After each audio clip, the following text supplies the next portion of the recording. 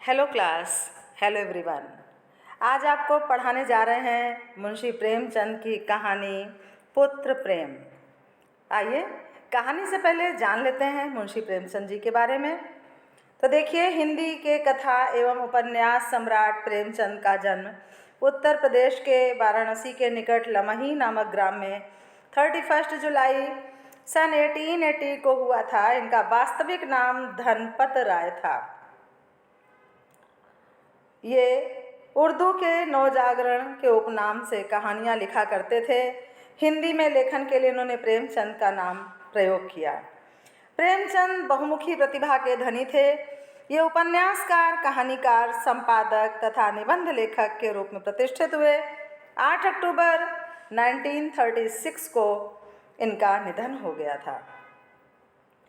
मुंशी प्रेमचंद जी की प्रमुख रचनाएं हैं सप्त सरोज, लाल फीता, प्रेम पचीसी, प्रेम प्रसून, प्रेम तीर्थ, पंच प्रसून, कहानी संग्रह, सेवा सदन, गबन, गोदान, कर्मभूमि, रंगभूमि, निर्मला, सेवा सदन, प्रेमाश्रय, कायाकल्प, उपन्यास, संग्राम, करबला, प्रेम की वेदी, नाटक।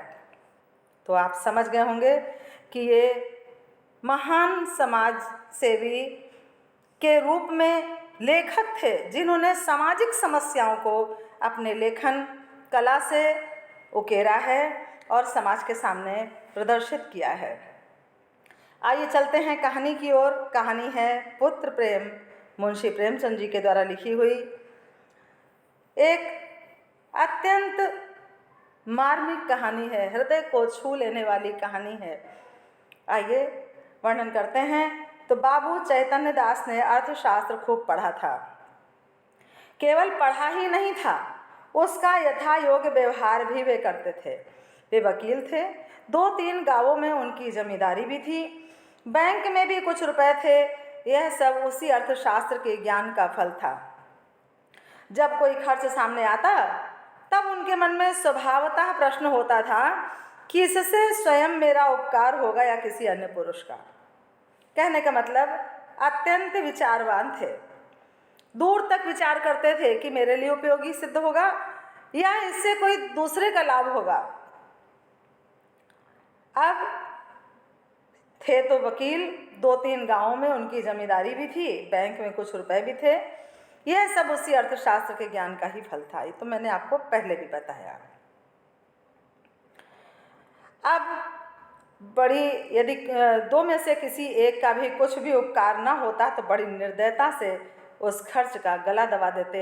अर्थात कहने का अर्थ है कि वे उस खर्च को टाल देने का प्रयास करते। व्यर्थ को वे विष के समान समझते थे।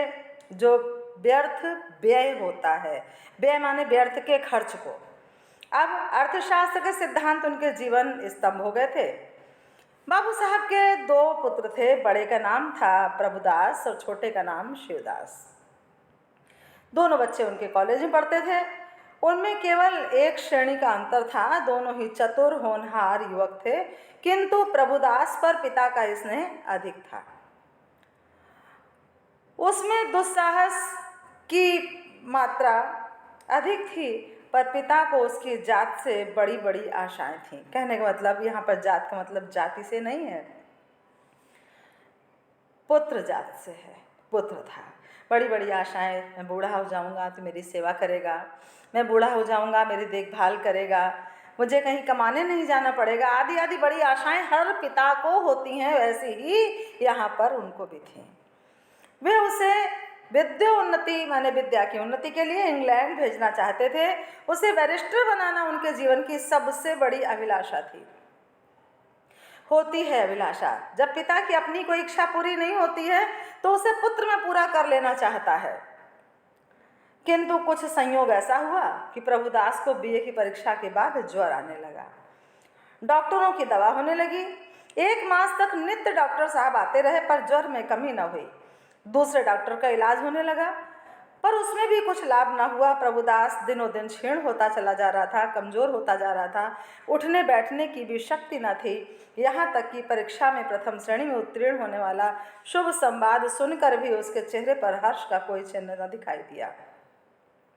वह सदैव काफ़ी गहरी चिंता में डूबा रहता।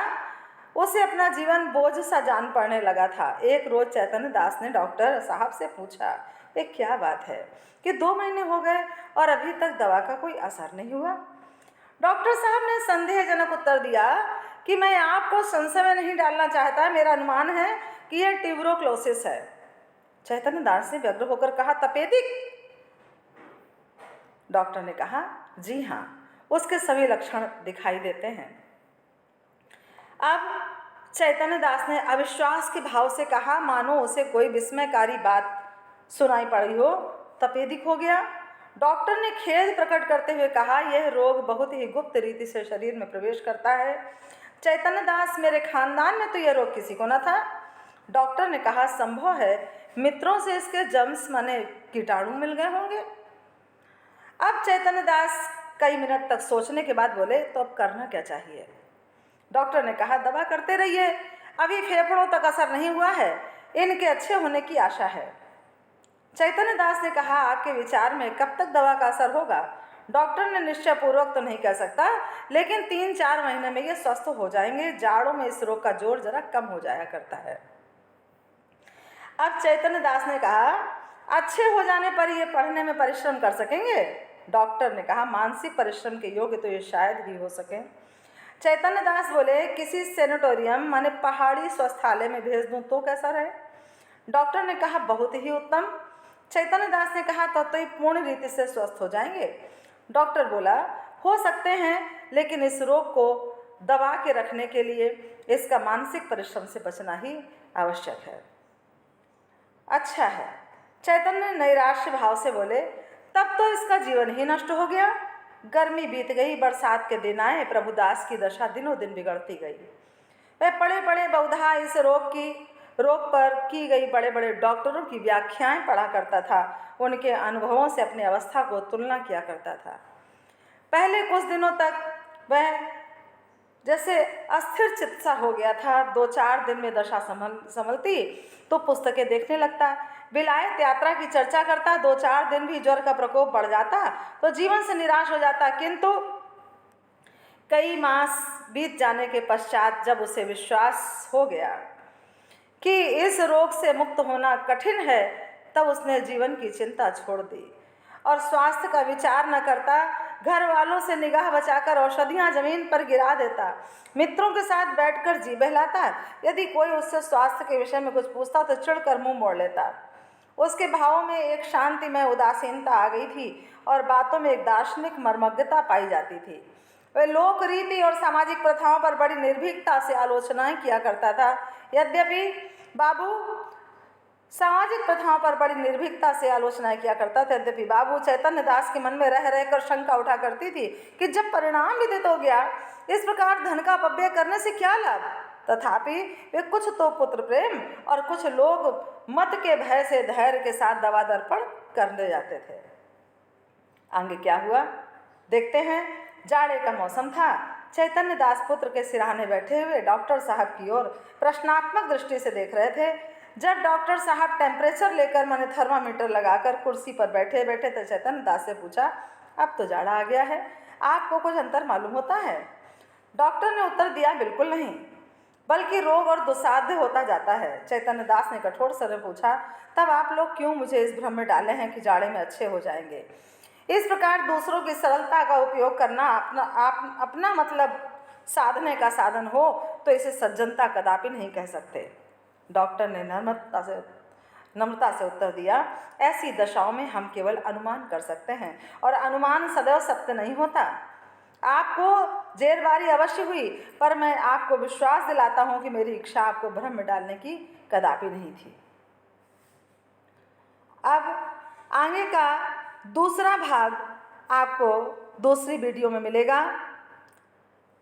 तो मेरे प्यारे छात्रों, आप लोग इसकी अगली वीडियो अवश्य देखिएगा। Okay class, thank you everyone.